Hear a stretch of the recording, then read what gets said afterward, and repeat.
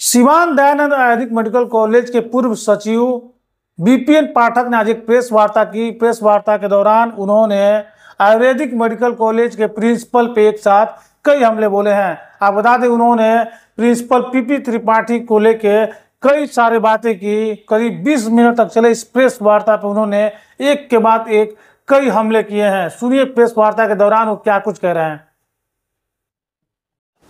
मैंने press conference इसलिए आज आयोजित किया है कि कल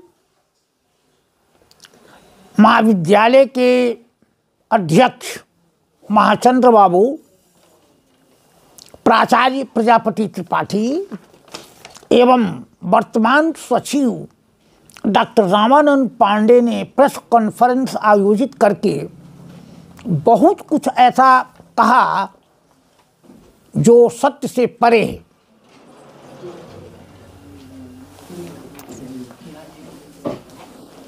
उसी को स्पष्ट करने के लिए मैंने प्रेस कॉन्फ्रेंस बुलाया है। आप लोग सवाल कर सकते हैं, मैं उसका उत्तर दूंगा। शासी निकाय के अध्यक्ष महाचंद्र सिंह, प्राचार्य पीपी त्रिपाठी एवं रामानंद पांडे के विरुद्ध कड़ी से कड़ी दंड देने की बात जांच समिति ने कही थी, क्या हुआ? देखिए, जांच समिति जो महामहिम राज्यपाल के आदेश से गठित हुई थी, उच्च स्तरीय जांच समिति, उस उच्च स्तरीय जांच समिति ने महाचंद्र प्रसाद सिंह जो अध्यक्ष आजकल हैं, उस समय सेक्रेटरी थे या अध्यक्ष थे, और प्रिंसिपल प्रजापति त्रिपाठी और डॉक्टर रामानंद पांडे जी, जो बिना नीट वाली बात कमिटी ने अप्रूव किया, उसमें डॉक्टर रामानंद पांडे जी मेंबर थे, सदस्य थे। जी बोलिए। बिना नीट के 29 छात्र को बीपीएससी में नामांकन हुआ था सर, क्या मामला है? बिना नीट के जिन छात्रों का नामांकन हुआ है DA medical college and hospital Siwan में, वह पूर्णतः अवैध है। और मैं नहीं कह रहा हूं, महामहिम के जो एडिशनल एडवोकेट जनरल हैं राणा विक्रम प्रसाद, वो खुद उन्होंने लिख के महाकुलाधिपति जी को दिया है कि ये गलत है, इस पर अगर ये सिद्ध हो जाता है तो उन लोग पर कड़ी से कड़ी कार्रवाई की जाए। मेरे पास चिट्ठी है, मैं आपको दिखा सकता हूँ।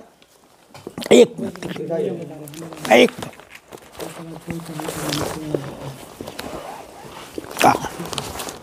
राणा विक्रम कागज रख दीजिए ना चाचा, दे रहा हूँ।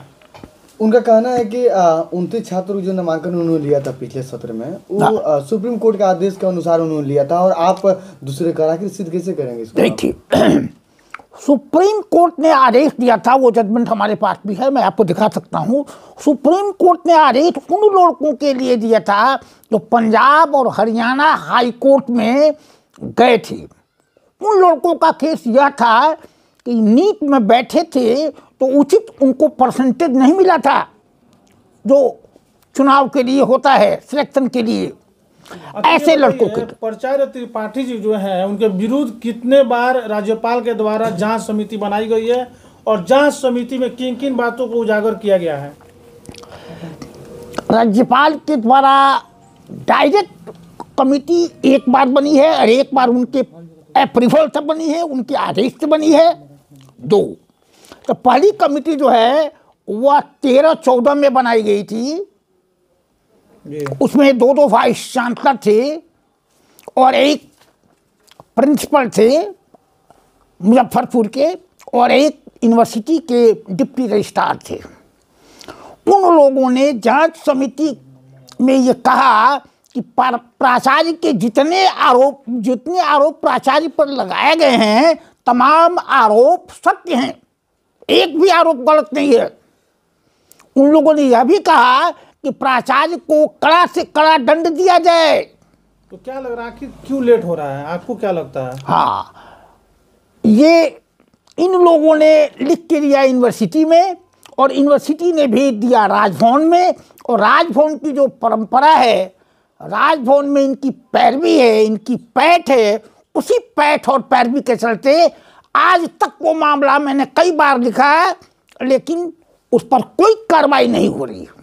आपके विरुद्ध एक परिवार पत्र अदालत में लंबित है, क्या कहना चाहेंगे? हाँ, कहना चाहते हैं कि पहले हमने प्राचार्य डॉक्टर पीपी त्रिपाठी को, प्रजापति त्रिपाठी को, जब मैं सेक्रेटरी हुआ उस समय इनको निलंबित किया है।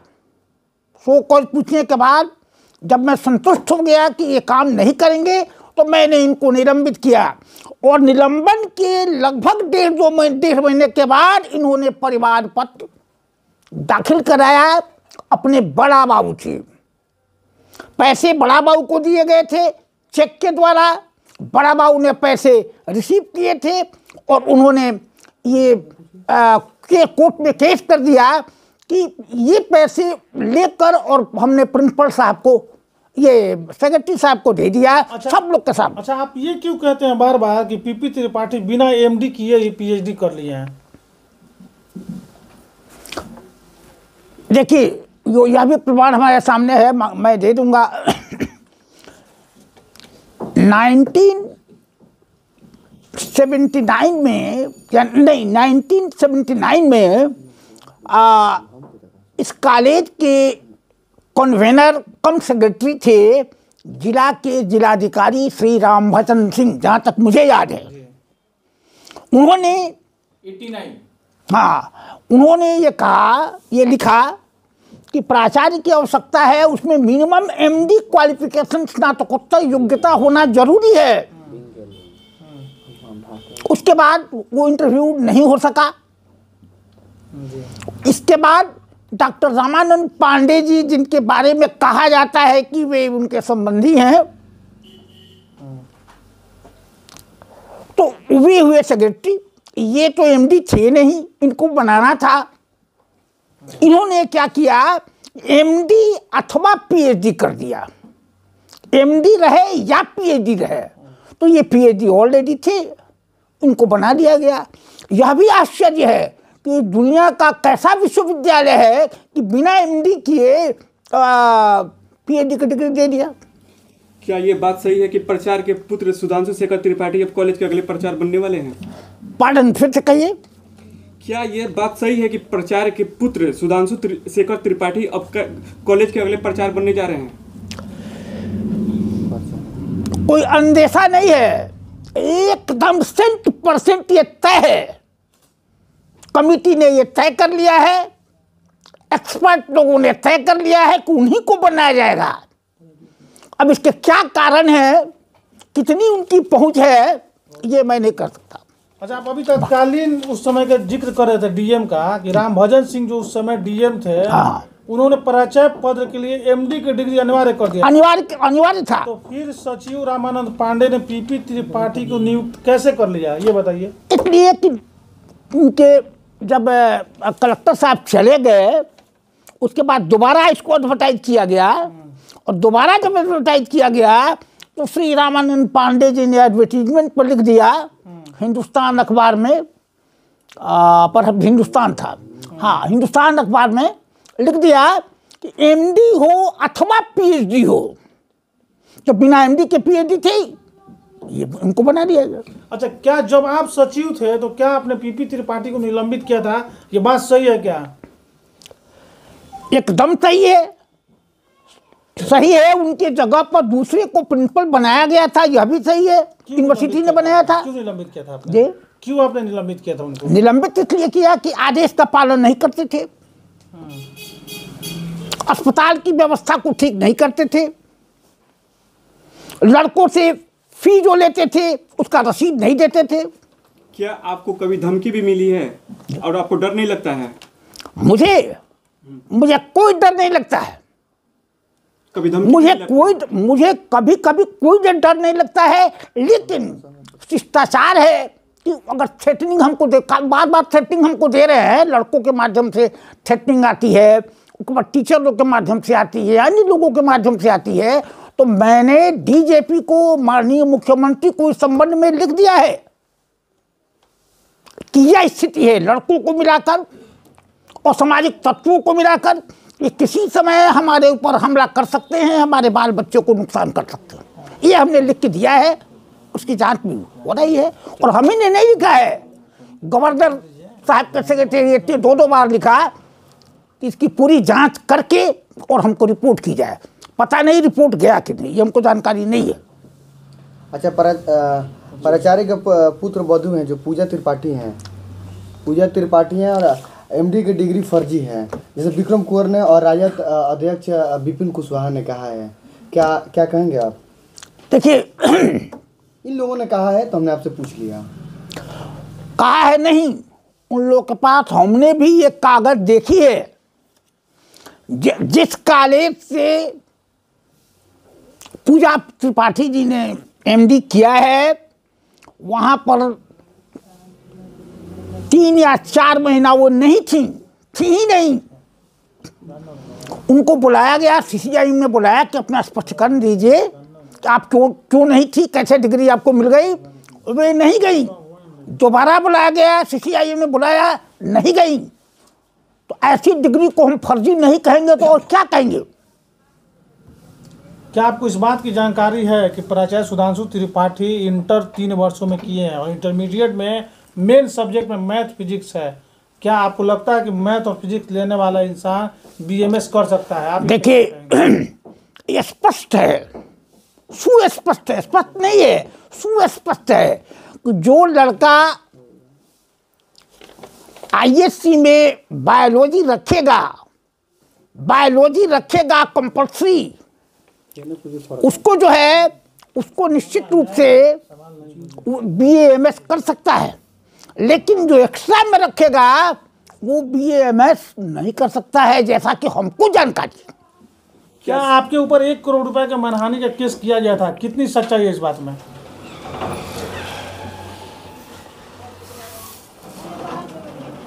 कल प्रेस कॉन्फ्रेंस को हमने ये मोबाइल पर देखा, यही सरासर झूठ है।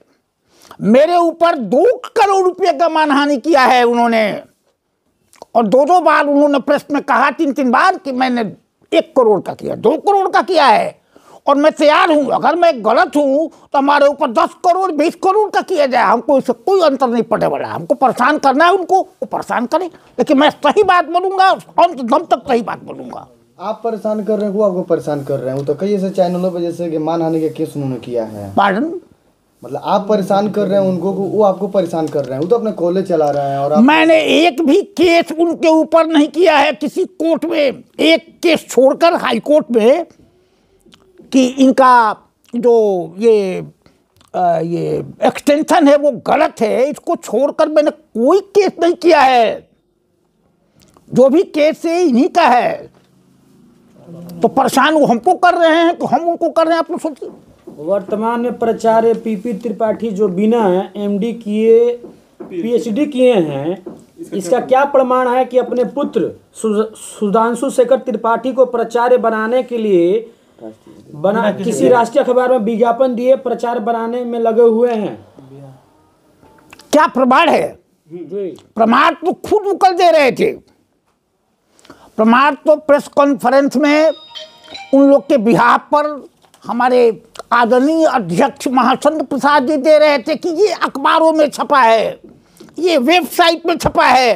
लेकिन किस अखबार में छपा है, अखबार का नाम उन्होंने नहीं लिया, और प्रेस के बंधुओं ने पूछा भी नहीं कि किस अखबार में छपा है। जहां तक मैंने देखा है वीडियो, उसमें यही अंतर। देखिए, राष्ट्रीय अखबार में छपना चाहिए। अपने कहते हैं कि राष्ट्रीय स्तर का महाविद्यालय है, तो इसको राष्ट्रीय अखबार में ऑल ओवर इंडिया का जो पेपर जाता है, टाइम्स ऑफ इंडिया, हिंदुस्तान, उसमें छपना चाहिए। तो कहाँ छपा?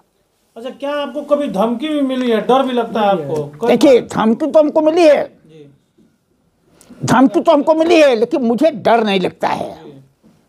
डर इसलिए नहीं लगता है कि मैं सही बात कहता हूं, सत्य के रास्ते पर हूं, मैं गलत रास्ते पर नहीं हूं, इसलिए हमको डर नहीं लगता है। मरना तो तय है। विक्रम कुमार राजद अध्यक्ष जन स्वराज के अध्यक्ष इंतिखाब अहमद भाजपा के बड़े नेता नीरज तिवारी पर मानहानि नहीं करती है और मैच वक्त समय सीवन और न्यूज इंडिया तक चैनल को लीगल नोटिस भेजा जाता है, क्या कहेंगे?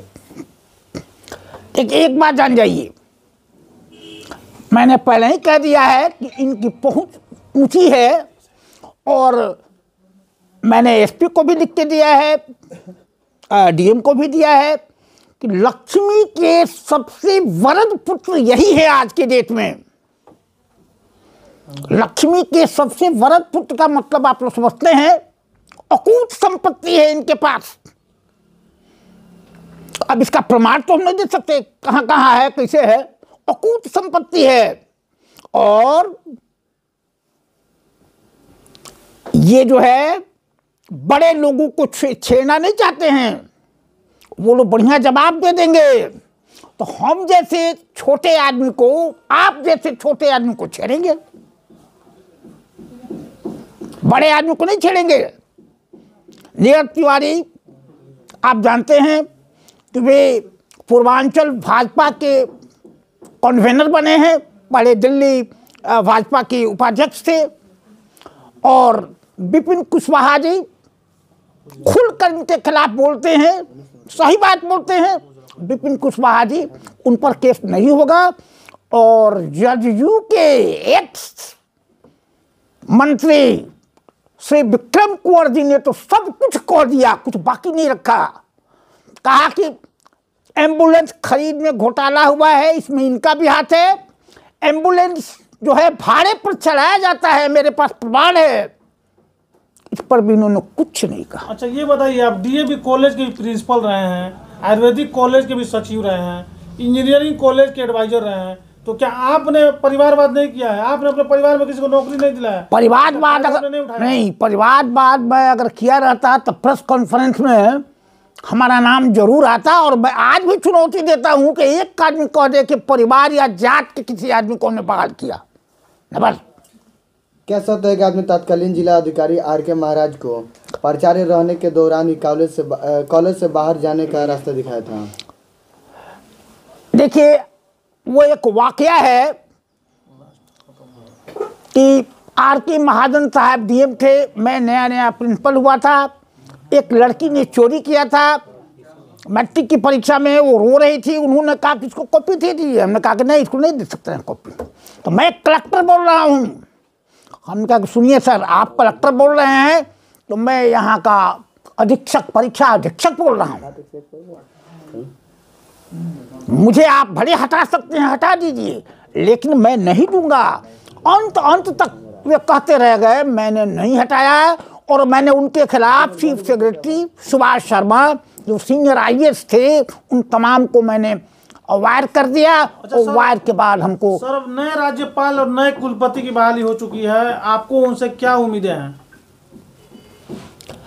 देखिए, कुलाधिपति की जो बहाली का सवाल है, इसके पहले भी कुलाधिपति थे श्री फागू अनाम जी, फागू चौहान। उनसे भी हमें कोई आशा नहीं थी। और ये जो नए कुलाधिपति हैं, उनसे तो और मुझे कोई आशा नहीं है। नए कुलाधिपति जी को मैं लिखते लिखते थक गया कि डीए मेडिकल कॉलेज सिवान में बिना नीट का एडमिशन हुआ है।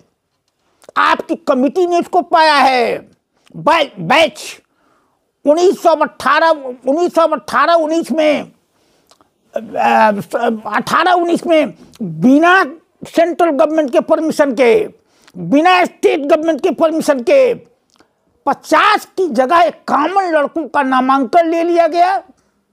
उनकी लगातार परीक्षा ली जा रही है और राजभवन चुप है। ठीक है sir, thank you. Inquiry report भी है उनके खिलाफ। राजभवन ने ही इंक्वायरी कमेटी बनाई थी और वो सब लोग चुप हैं, मौन है। पता नहीं कौन सी पैरवी है और कौन सा राज है। हमारे प्रधानमंत्री कहते हैं जीरो टॉलरेंस टुवर्ड्स करप्शन। ठीक, हमारे मुख्यमंत्री कहते हैं जीरो टॉलरेंस टुवर्ड्स करप्शन। क्या यह करप्शन नहीं है? आगे बोलिए। ठीक है। शुगर, गठिया, सफेद दाग, पुरुषों में कमजोरी, शुक्राणु की कमी, पीसीओडी व निसंतान दंपति स्वस्थ एवं खुशहाल जिंदगी के लिए मशहूर आयुर्वेद एवं यूनानी चिकित्सक डॉक्टर MS हक मेडल एवं अवार्ड से सम्मानित कई वर्षों से आपके शहर में सेवा दे रहे हैं। आज ही अपना अपॉइंटमेंट बुक करने के लिए नीचे दिए गए नंबर पे कॉल करें।